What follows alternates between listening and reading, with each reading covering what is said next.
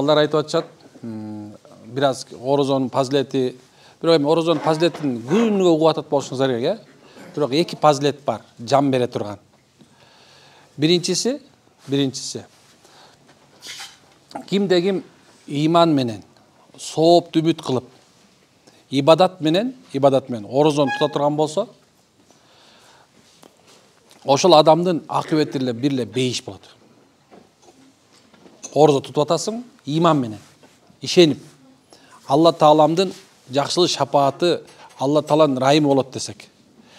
Экинчиси, кимде ким ушу 2 айда өзгөчө болгон түндү тозо турган болсо, Кадыр кечесин.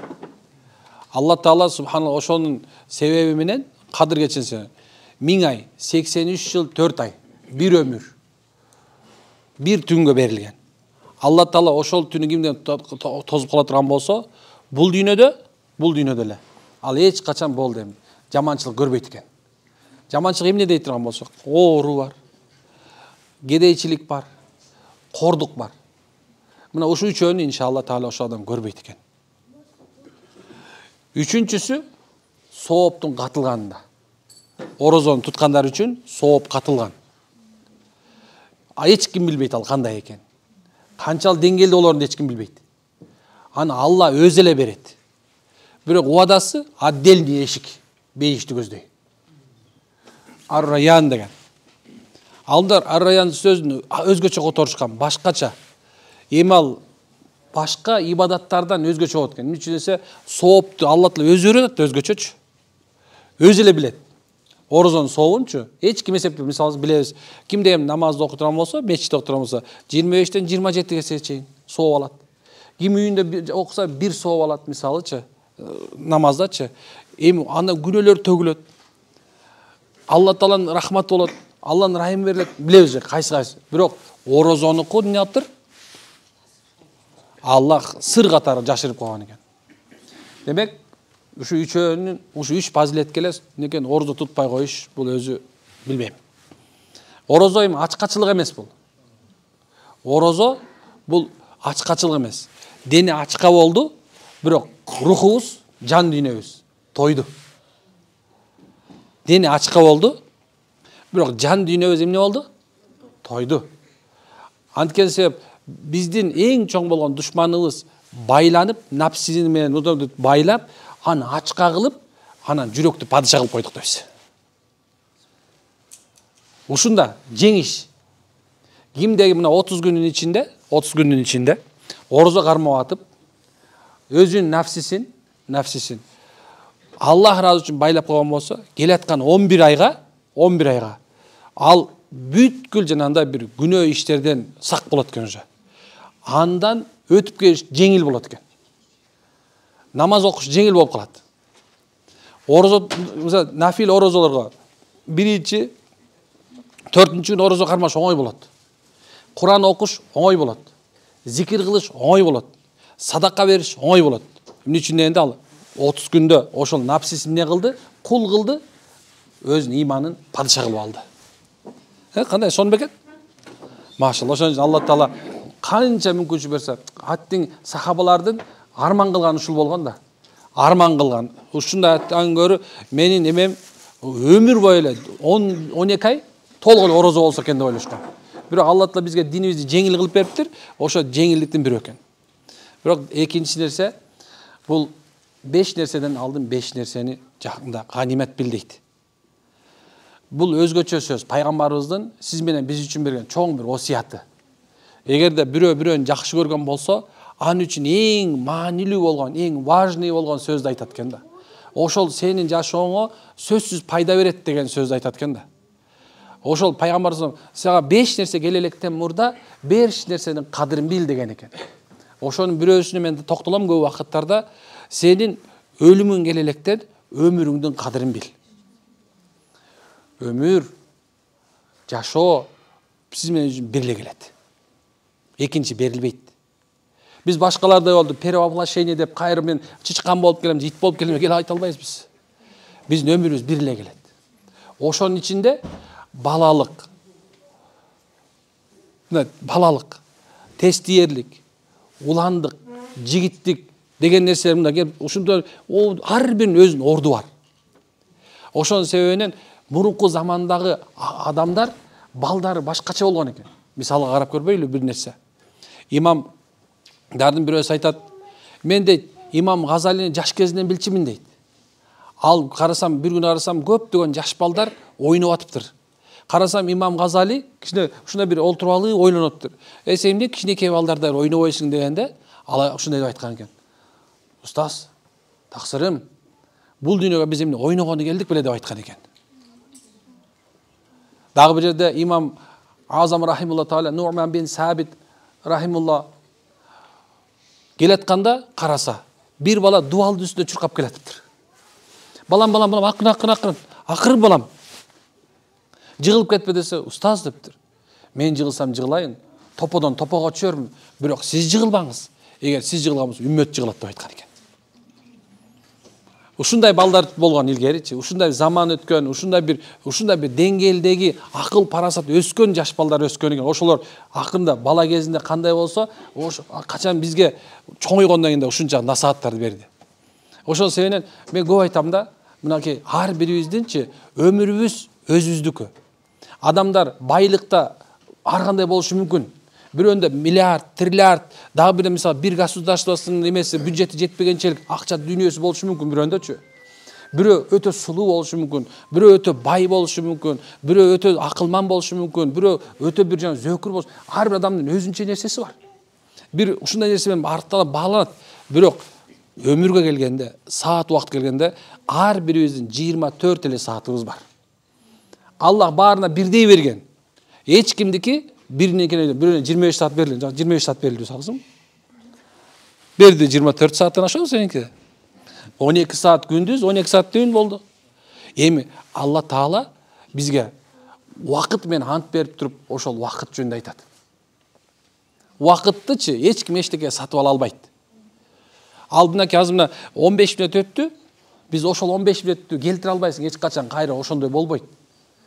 Көчөңкү болуп өткөн нерсени, үй бүлөңдө болгон окуяны мисалы алса, бирөөнү урушуп кеттиң. Эми аны менен кайра жараша турган болсоң да, бирөөнүн көңүлүн ооруттуң, талкаладың, бирок кайра жарашам дей турган болсоң дачы, ал жана бакка кыгылган же тактайга кыгылган мык сыяктуу да. Мыкты сууруп алып кечирип койчу, сууруп алганың мененчи тактайды анын изи калып калбадыбы? Өмүр ушундай. Эми кандай колдоносуң? Ошон үчүн өмүрүңдү өлөрдөн мурда эмне кылыш керек экен? Колдонуш керек экен. Кадырын билиш керек. Кимде өзүнүн өмүрүнүн кадырын билсе, убактысынын кадырын билсе, жашоосунун кадырын, ким экенин кадырын билсечи, мен дайым айтам да, жана да айтып берем силергечи, мен өзүмдүкүн билем. Силер да билишиңер керек. Ар бир адам өзүнүн кемчилигин билет, ошону менен өзүнүн ким экенин билет. Өзүнүн артыкчылыгын билет, ошо менен ал бааланат. Демек, өзүңдүн өмүрүңдү кандай өткөрүштү үйрөнүш керек экен. Аллах 4 нерсени сурамайын. Кыямат күнү бир кадам бастырбайт. Бир да кадам баса албайбыз. Мына махшар аян. Мына ушул турбайбызбы? Мына ушундай бир боз жийиште турабыз. Бирок ошол күнүчү адамдар ушундай бири-бирине момундай тыгылып турган болот. Мынчалык. Алар жылаңач болот деди. Айша эне уялып кетти. Я Расулулла, эмне деп атасыз? Кой. Уят эмеспи? Бетмешпи. Кой. Бул эмне деген болсун? Алар жылаңач болуп турган болсо, кандай болот десе, пайгамбар ал күнү дейт, адамдар бири-биринин денесинин сулуулугун сезбей калат дейт. Бардын ою асманды карап калат экен. Качан эмне деген өкүм чыгат? Тынайдын баласы Эрмек чык деген качан болот деп. Беремеде 8000 жылдан араң бирөө чакырылат экен. Дагы бир 80 000 дегени бар да. 40 000 жылда мисалы алса, ушул жерде мынакей 40 000 жылдан ар бирин эсептей турган болсочу, канча триллиард жылдан кийин ким чакырганын кайдан билесиздер? Бир адам ошончо миллиардты триллиард жыл субхана сурак калат экен бир адамга. Биз ойлоп атабыз 60 жылдык өмүрүбүз мындай бир кичинекей эле нерсе катары ойлоп атабыз. Жок, андай эмес. Ар бирибиздин убактыбызчы ошол күнү эмне кылганың үчүн жооп бер. Ошондо Алла Таала бизден биз сага берген өмүрдү эмне кылып короттуң деген суроого эч ким жооп бере албай калат экен. Адамдар башка нерсе жооп бериши мүмкүн экен. Бирөөнө далил келет экен. Бирөөнө дагы бир нерсе коет экен. Алла намаз окудум, Алла момуп жүрдүм, момун уурулук кылдым. Мында ар бирине мисалы бирден адам келе берет экен. Мына мен күбөмүн. Ушинткен ооба такыр эч болбогондо Алла Таала оозубузду жаап туруп айтат экен. сүйлөгүлө дегенде адамдын эң биринчи сол саны адамга каршы чыгат экен. Алла мен баспа деген бирок момуткен болчу. Жашыра албайт экенбиз. Мына ошол мезгилде адамдар ушинтип карап качан мени чакырат демезде адамдар 4 суроо мына тыккыс болот адамдар. Макшар майдан адам атадан баштап акыркы бул дүйнөгө келген адам баардыгы жоголат. Бирөөлөр тер болот, ушундай тизесинен терде болот. Бирөө белден терде болот. Кээ бирлер аптыгып турган болот тери. Ушунчалык деңгээлде. Адамдар ушундай качан болот дегенден кичинекей баланын чачы агарып кеткен болот. Ушунчалык качан эмне дээр экен, кандай болор экен деп. Ошол мезде баардыгына жооп, бирок адам өмүрүңдү кантип короттуң деген суроого келгенде мага бүгүн суроо берди го, мафия ойной берсем болобу деп. Мафия деген араң түшүндүм, эмне экен мафия десе такыр түшүнбөм. Мафия 5 жол берди суроо. Бирөө субханалла кечки уктай берсем боло береби.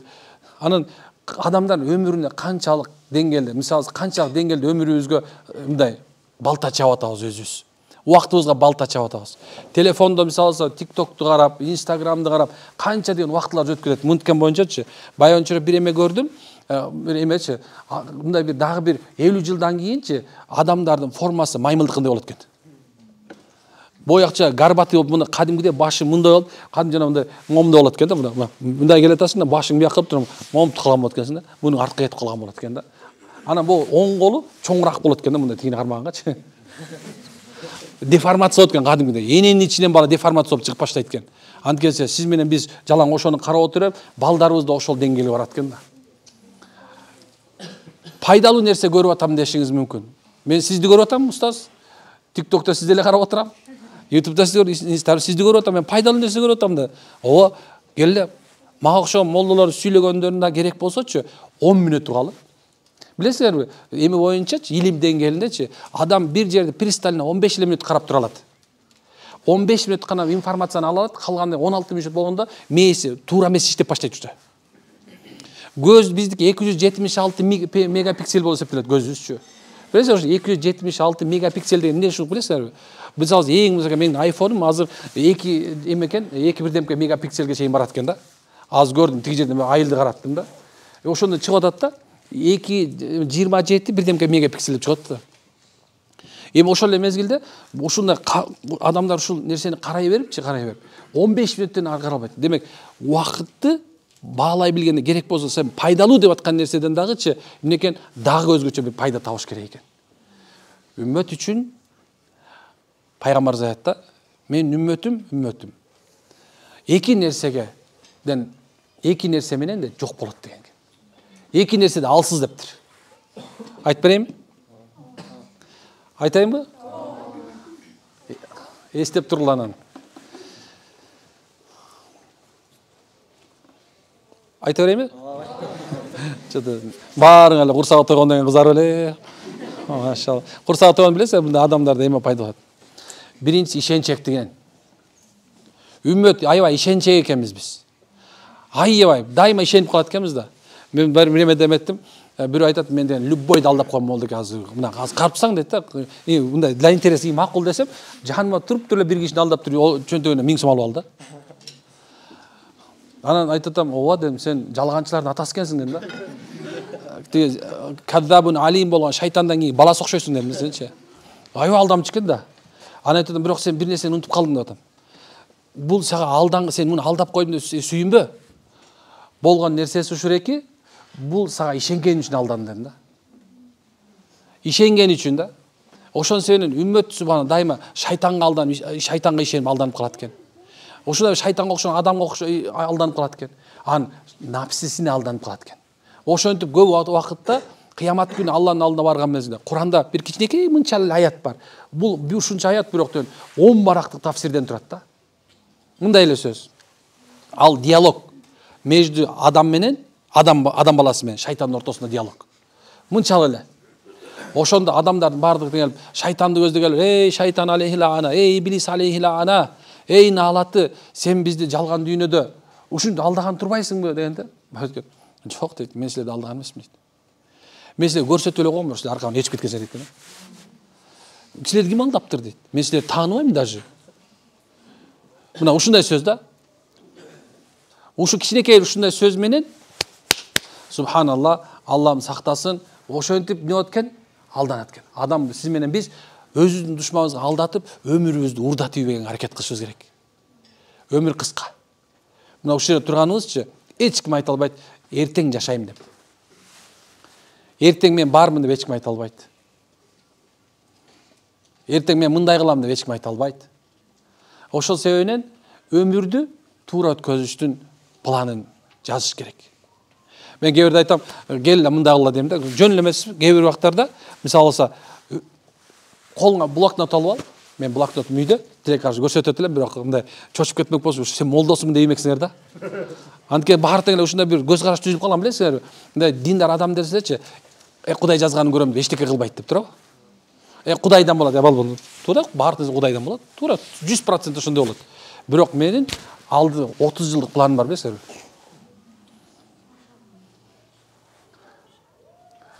Кантип бөлүш керек? 30 жылдык планды. Кантип бөлүш керек? Биринчи, чоң амбициялар. Амбиция деген билесиңерби? Мындай. Кылам мен сер, дегенчи. Ушундай. Андан кийинкиси, ал өзү аз эле, бир оно эле.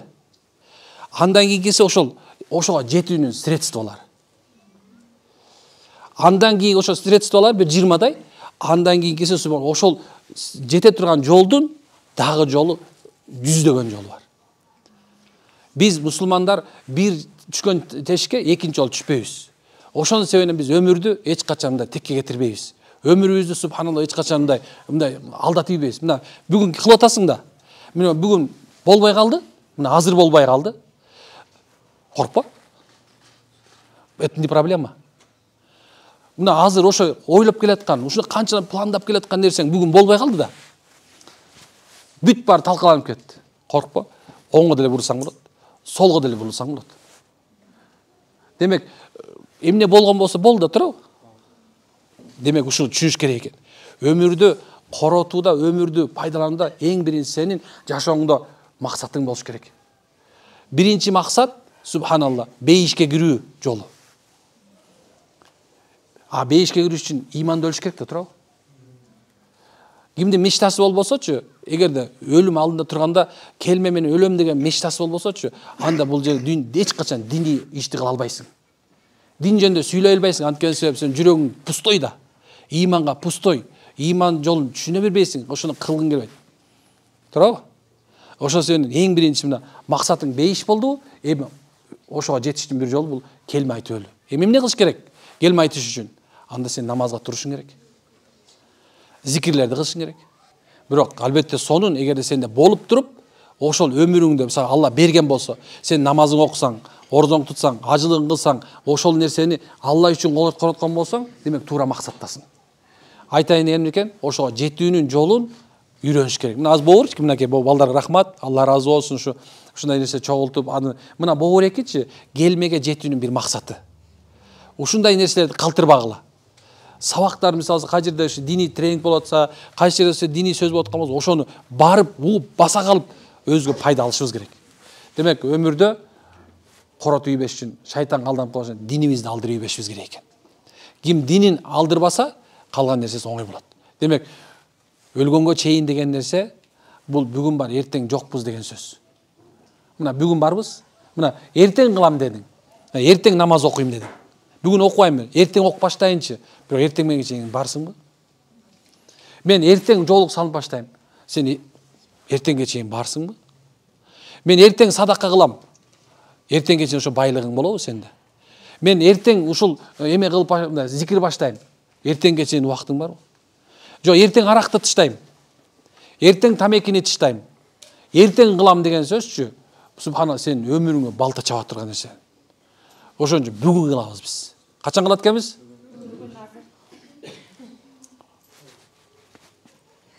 Ким айтты азыр деп? Молодец ай. Мен бүгүн деп алыс айтып койдум кечке урла. Азыр кылабыз, машалла. Азыр кылабыз, азыр. Бүгүн деп анан деген сөз азыр кылабыз. Качан экен? Азыр, машалла. Демек, мына өмүрүбүздү текке өткөзбөйлү. Бул бир эле келет. Мен тамашалап айтам, Таңгөр ушу 18 жаш болгондо ушу мени берип койсо азырчы. Чын. Адам өкүнбөгөн эч ким болбойт. Өкүнбөгөн адам болбойт. Унутпагыла. Кимде ким мындай мен өкүнбөй эле жашап жүрөм. Мен эч нерсеге өкүнбөйм дей албайт эч качан. Мүмкүн эмес андай. Өкүнбөгөн адам болбойт. Аттың баягыда минтип койсом болмок экен. Аттың баягыда минтсем болмок. Атты ушуга тийбей эле койсом болмок экен. Ушуну албай эле койсом болмок экен. Атты ушу жолу кылбай эле койсом болмок экен. Аттың ушун аттың эми ошондой элечи кыямат күнүнүн дагы бир белгиси аттың да. Адамдар өлгөндөн ошол макшар майданында өкүнөт. Бейишке кирип алып өкүнөт экен тооба. Бейишке кирип туруп адам өкүнөт экен. Аттың мен бир жолу субханаллах көп жолу айткан өлүп кетет белем депчи. Аттың ошондо мен Кур'ан окуп койсом өлүп кетет белем дейт экен да. Атты ошо намаз окуп койсом өлүп кетет. Ай ошондой кылбайт белем мен. Ай дейт экен да. Эми тозокто айтпай эле коеюн. Алар өкүргөн аттың эле алардычы. Аларды аттың эле аттың. Ошон себебинен өмүрүбүздү текке кетирип албайлы машалла. Аракет кылабызбы? Кантип аракет кылабыз? Туура айтат, маз. Азыр баштайбыз. Башыңыздар ооруп кеткен жокпу? Кыжаат болуп кеткен жоксуңарбы? Жүрөгүңүздөр ооруган жокпу? Точно ооруган жокпу? Мен жүрөгүм ооруп атат. Азыр кыла албай атам. Экинчиси. Байлыгыңды кедей болуп кала электен мурда колдонуш керек. Мен убактым бүттүбү? Муну көрсөм эле убакыт бүткөндөй болот. Демек, субханалла, жаштыгыбызды кары электен мурда. Байлыгыбызды кедей болуп калактен мурда. Байлык дегенде мен дайыма ден соолукту биринчи орунга, анткени мен ден соолук карайм, билесиңер, э? Демек, бир айтайын деген нерсем, байлыгыңды. Бул эң биринчи чоң байлык, субханалла, ден соолук. Ден соолугуң болбосо, байлыгың курусун, сулуулугуң курусун. Чын айтам, тууганың да курусун керек болсочу. Эч кимдин кереги жок болот. Жөнөкөй эле дайыма башың эле ооруп туруп алсынчы. Сага эч ким кереги жок болот. Ошол себебинен эң чоң байлык болгон бул биринчи ден соолук. Эмне үчүн кыргыздарда да бизде эң биринчи байлык ден соолук, андан кийин ак жоолук деп айткан билесиңерби? Анткени эгерде эркекте деле аялда делечи, эгерде ошо ден соолугу болбосочу, алга бирөөнө эркектин бирөөнө аялдын кереги жок, бир тиын кереги жок. Ошол себебинен байлык мейли мен биринчи биягында Захири майнес айттым, алкымда биякчаны ала турган болсок акча болушу мүмкүн. Дүйнөң делечи, акчаң деле сага берилген бир белек. Ошо акчаң барда ошону туура колдонуп ал деген сөздү алчы. Акчаң барбы? Туура колдонуп ал. Туура жаша. Керек болсо мен айтам да, кээ бирлер акчаларды таап туруп делечи, балама квартира алып коеюн, балама тигинтип коеюн, балама мынтип коеюн, анан тигинтип коеюн, анан мынтип үй салып коеюн, анан керебет алып коеюн деп. Бир окуя айтып берейинби ушул жөнүндө? Айта берейинби? Мындай шыктан болсо айта берем да. Бир жакшы бир белгилүү бир китепте бир жакшы бир мисал бар. Бир адам дейт, автовокзалга барып алыптыр. Автовокзалга барып, анан кийин анын немеси жарым сааттан кийин келет экен да. Жарым сааттан кийин келет экен. Анан баягы айтат экен, так, жарым сааттан кийин келе турган болсо, значит мен эмне кылышым керек? Бир диван алып келе калайынчы деп. Диван алып келип туруп, баягы шофер айтат экен, аз кетесиң, эмне диван? Мен диванга отургум келип атат. Диван алып келип ал дейт. Анан кийин баягы жерден туруп бирөө айтат экен дагы, айтат экен, сен эмне кыласың? Телевизор алып келе калайынчы. Телевизор алып келип ал дейт. Анан кийин өтсө, бир журкан алып келип алайынчы. Ошондо, азыр кетесиң. Кереги жок мунун деп атат да. Биз айткан, жок, мен анан бир мезгилде баягы убактысы келди, бас эми кеттик дейт. Көп адамдар ушундай. Демек, айтайын деген максат ушул эки, дүйнөңөрдүчү туура колдонгула. Бул дүйнөдө бардык нерсе мисал алсачы, эмне жеген болсоң сеники, эмне кийген болсоң ал сеники, кандай короткон болсоң ал сеники, бирок калганын бардыгы тең мураскорлорго эсептелет. Ошол себептен мына керек болсочу, мына эгерде сенде дин боло турган болсо, диндер адамдын дүйнө кыдырганын эч ким тыйбайт. Диндер адамды мисалы Турцияга барып келгениңди, Дубайга барып келгениңди, Египетке барып келгениңди, Тайланд, Тайвандга барып келгениңчи сен үчүн эч кандай минус болбойт бул эч кандай. Унутпагыла. Эч качан минус болбойт бул. Ажылыкка барган, умрага барган бул эч качан минус болбойт. Бирок качан ал капыр болсочу аныкы минус болот. Анткени акчасынын баарын эмнеге коротот? Арамга коротот. Ал ошо жерлерге барып туруп зына кылышы мүмкүн, дагы бир нерселер кылышы, арак ичиши мүмкүн. Ойлошу мүмкүн жашоонушуну коротуп атам депчи. Жок. Биз мусулмандар субханалла ушундай өзүбүзгө пайда бере турган нерсе үчүн табабыз, төө кошон үчүн колдонобуз. Де айтайын деген нерсем, дүйнөнү туура колдонуңуздар. Анткени бир эле берилет. Кыргызда сөз бар. Мээнет жалпак, дөөлөт тоолок. Ал убакытты тоголоп кетишим мүмкүн, өмүр бою жугуп калбайт. Мен канча кишилерди билем, баягы бай болчу. Бирок бүгүн банкрот. Ай, баягы акчам болгондо митмекмин, медресеге жардам бермекмин, ифтарлык кылмакмын. Какой там сен кылбайт болчусуң? Кылбайт болчу ал. Эмне үчүн ал баягы бар болчу, бүгүн жок да. Ошон үчүн бүгүн сооп ишке колдонгула. Мына ошол адам туура колдонгон болот. Ошонун акыйкатын билген болот иншалла. Бүгүн жакшынакай кийингиле. Бүгүн Кудай Таала берип атабы? Жакшынакай тамакты же. Бүгүнкү күндө мисалы Кудай Таала насип кылган адал нерселерди жегиле, ичкиле, бир нерсе адамдарга жардам бергиле, туугандарга жардам бергиле. Мен аябай жакшы көргөнүмчү. Мен туугандарыма жардам берген жакшы көрөм. Эң жакшы. Мен анткени апам бар дагы элечи, 68, 56 болгон канча болот? Ооба. Математиканы билет экенсиз, 68 жашта. Мен апам ушул мен улуус болгон себебинен дайыма балам биз эртерээк өлүп кала турган болсок сен ата ордуна ата болосуң, эне ордуна эне болосуң деп күнүгө кулагыма акча айтты эле. Күнүгө ушул нерсе дагы деле болсо ушул жерде турат десеңер да. Анан эгерде азыр мен как будто мисалы алсам мен 100 сом таба турган болсомчу, ошону 4кө бөлбөсөм мен бир нерсе жегендей болбойм да. Бирок мен ушул нерсени дайыма айтам да, ошол дүйнөнү эгерде көбөйткүңөр келсе, анда кыз кишилерге бергиле деп айтам. Кыз карындашыңарга бергиле. Эгер кимдердин кыз карындашыңар жок болсочу, ошол балдарыңардын, туугандарыңардын кызы болсо, ошого бергиле деп айтмакмын менчи. Анткени себеп субханалла кызда эркекте бир береке болсо, аялда эки береке болот. Эгерде субханалла андай болбойт, кыз жок боло турган болсо, анда эмне кылыш керек? Өзүңөрдүн аялыңарга коротко деп айтмакмын эркектердичи. Анткени береке ушул. Тууганчылыкты курууда болот. Мен ушул нерсенин акыйкатын билем. Канча тууганга берген сайын Алла да ошончолук бере берет. Дүйнө бул баягы силерге андай жанагындай финанс мындай менеджмент окутуу жаздым окшойм кечирип койгула. Бирок айтайын деген нерсемчи, жанагында башында айттым, байкадыңарбы? Сен рухуң бай болмоюн, сен эч качан ийгиликке жетпейсиң дедим, туурабы? Туура айттымбы? Жана айттым эле. Демек кимдин руху гана бай болсо, демек субхана кимдин жан дүйнөсү бай боло турган болсо, анын үчүн дүйнө бир тийин болот. Аны берген сайынчы бере берет. Хазирет Усман айтат да, мен Аллах менен жарыштым дейт. Ким менен жарышыптыр? Аллах менен жарыштым. Аллах мага бере берди дейт, мен дагы бере бердим дейт. Ал бере берди, мен бере бердим дейт. Ал бере берди, мен бере бердим дейт. Анан сурат, Усман деги айтчы, ким жең десе, Аллах дейт. Аллах бай, Аллах гани, ар-раззак, муъни. Алла ушундай зат, өтө бай, анын казынасы эч качан кемип калбайт. Ошон себептен сен колуңда болгон мисалы $1 миллион эме кылба. Мындай көп кетпе. Мен кээ бирлерге 10.000 сом деле эме болот да, көптүк кылат да. Чын айтам. Муса пайгамбардын заманында убактым барбы?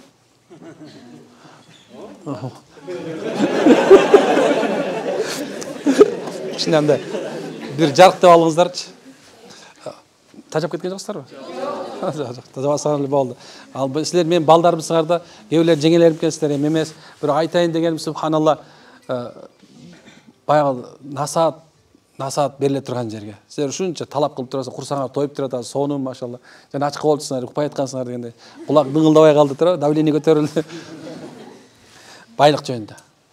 Муса деген пайгамбарды билесиздерби? Кийин Муса алейхиссалам бир күнү эле бул Исраилят деп коет, хикаяларда келет.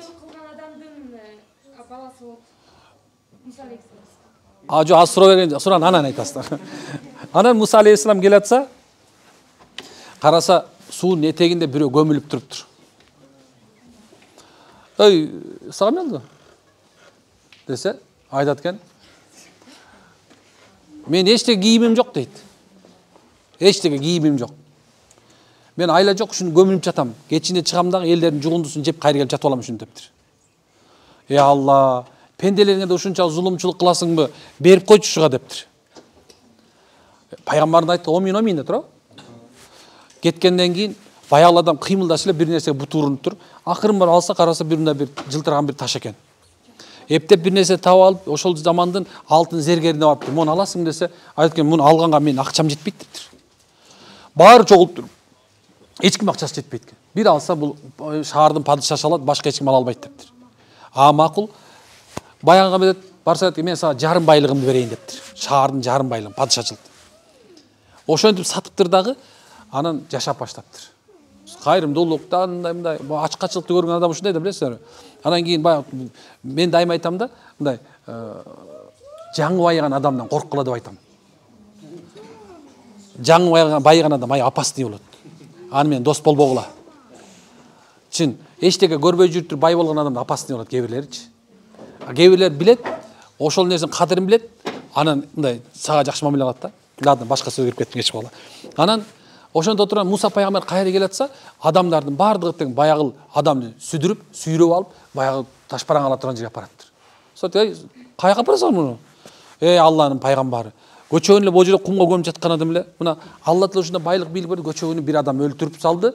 Бир адамдын үйүнө кирип, аялы менен жанагындай жаман иш кылып аткан күйөөсү келип калганда, аны чап өлтүрүп салып ушинтип кармалып калды, киши өлтүрдү.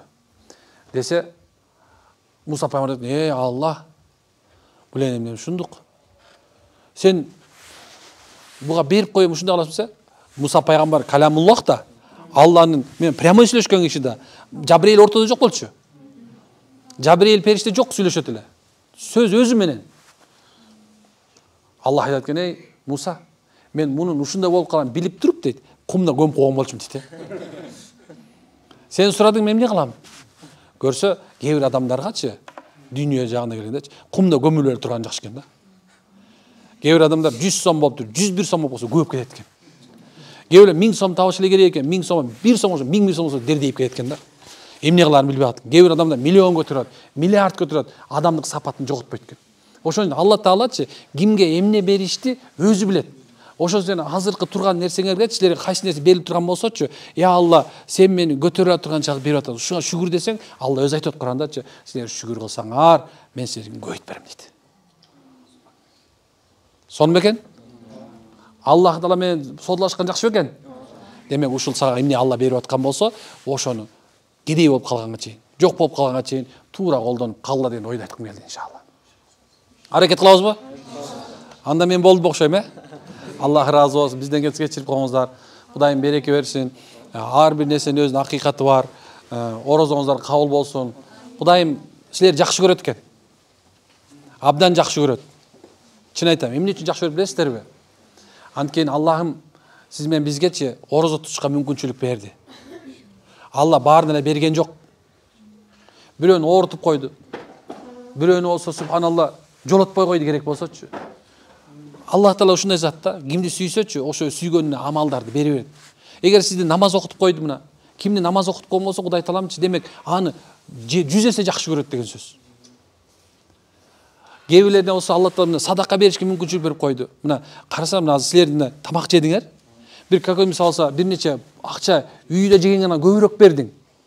Но бирок сенин акчаң эми канча зулум чегип аткандардын курсагын тойгуза турган жакка кетип атпайбы? Алла сени 3 эсе жакшы көрөт атпайбычы? Демек Алла Таала сүйгөнүн билиңер келсечи, сизге жакшы амал кылдырып атса, сени Алла Таала сүйөт деген белги. Ана тапылда тети чоң кемменден бери алып келип туруп силерге мени сүйлөтүп коюп атпайбы? Тоонун башыначы. Тоодон келдим, тияк тоодон бул тоого келдим десеңиз да. Алла Таала силерди жакшы көрөт бекен? Бизди кызмат кылдырып салбай коесуңарбы? Биз сүйлөтүп кызмат кылып атам мен силергечи. Анткени Алла Таала силерди сүйгөн себебинен өзүнүн сүйгөн амалдарын үйрөттүрүп атат да. Биз себептүү болуп иншалла. Алла жакшы көрөт бекен? Демек ушундан жазбагыла. Баарын карап атам, жап-жаш экенсиздер, машалла. Кээ бирлерибиз Алла Таала алып келиптир, бирок көбүнчө жаш экенбиз, 99% жаш экен. Алла Таалам билесиңерби, кайсы элди жакшылык кааласа, ошол элдин жаштарын ыймандуу кылат. Кайсы элге Алла Таала жакшылык каалаган болсо, ошол элдин кыздарын жолукчан кылат. Анткени силер баарыңар келечектеги энесиңер. Силер бирөөнү субханалла бактылуу кыла тургансыңар. Бирок бактысыз кылбагыла. Аллам ушунча деңгээлде кылыптыр. Кайсыл элди келечегиңер көргүн келсе, алардын аялдарынан балдарын карагыла деген. Ошол мезгилде кайсы элди бузгун келсе, ошолордун аялдарын, анан балдарын бузуп койсоңор жетиштүү болот деген. Демек, силер ушул жерде көпчүлүктөр мынакей менин кыздарым, эжекелерим, машалла, силер бул үммөттүн үмүтүсүңөр. Бул үммөттүн үмүтү аялдарда. Аял жакшы, эр жакшы деген сөз жаман сөз эмес бул. Демек, бул сиз үмүт, сизден мындай айтканда бир үммөттүн бир жакшылыгы деген сөз. Бейиш силердин таман астыңарда. Ушул сөздүчү мен көп айтам. Мен энемди аябай сыйлайм. Бир туугандарым, карындаштарымды сыйлайм, аялымды сыйлайм. Анткени сыйды көрө тургандарга берилет. Алла Таала Куранда Рижал деген сүрө түшкөн эмес, Ниса деген сүрө түшкөн. Ошонун себебиненчи кадырыңарды унутуп салбагыла. Эркектер эл четинде, жоо бетинде. Демек, ушуларды коргош биздин эркектерге буйрулган. Биз коргошубуз керек. Алсыз, канча күчтүү болом десечи, аял алсыз. Мен бардык дүйнөдө акча меники деген аял деле алсыз болуп эсептелет. Эркексиз аял ордун таппайт эч качан. Ошол себебинен эркектер дагы мына ушунча карындаштарымды, эжелеримди, кыздарымды сыйлап кызмат кылып атканга Аллах ыраазы болсун. Биз айтабыз. Бул дүйнө жакшы көргөн адамдар менен кооз болот. Ошон үчүн пайгамбарыбыз силер бири-бириңерди жакшы көрсүңөр, мен сени Аллах ыраазы үчүн жакшы көрөм деп койгула деген. Биз ушу үммөттүн балдарын ушу силерди мен Аллах ыраазы үчүн өтө бир жакшы көрөм, машалла. Өтө жакшы көрөм. Анткени себеп Алланын элчиси пайгамбарыбыз жакшы көрөм деп айткан болчу. Силер бири-бириңерди жакшы көргүлө, жана кыяматта кимди жакшы көрсүңөр, ошолор менен бирге болосуңар деген. Силер ким менен отуруп жүрөсүңөр, ошону айтып койгула мага дейт. Мен силердин ким экениңерди айтып берем деген. Демек, момундай жерде отурушка насип кылган Аллага миң мерте шүгүр айткандан башка эчтеке дей албайм иншалла. Бир дуа кыла алайм. Анан маалымат бересиңер, силер болсо биякта мен сон эне жөнүндө мамлекетинде та ушундай сон ырдаган бир балам бар иншалла. Да ар жагы силер уланат экен силердики. Анда амин. Аллахым ушу кызмат кылып, ошол жерди баарын уюштурган балдарга Аллах ыраазы болсун. Мен көрүп дайым ушулардын жанында жүргөнгө өзүм сыймыктанам, анткени себеп мен үчүн бир чоң бир сабак болгон балдар. Нуржигиттин Кудай буйрса эң жакшы шакирттери. Алла береке берсин. Дагы да болсо, ошо кыздар болсун, эркектер болсун, баары Алла береке берсин. Ар бир орозоңор кабыл болсун. Эл журтубузга Алла тынччылык берсин, иман, ырайым берсин. Ар бирибизди Кудайым өзү колдоп, экинчи жаркыланы болсун. Омин роббил алам. Анда бизден кетсе кечирип коесуздар, Дайым ногорлар. Алла разы болсун. Магабы? Бул сизге. Машалла. Жакшы жаздыңбы? Алла разы болсун. Булар балдар сөзүн чыгарат Багыт фондунан Дидар деген китеп. Болду. Дидар.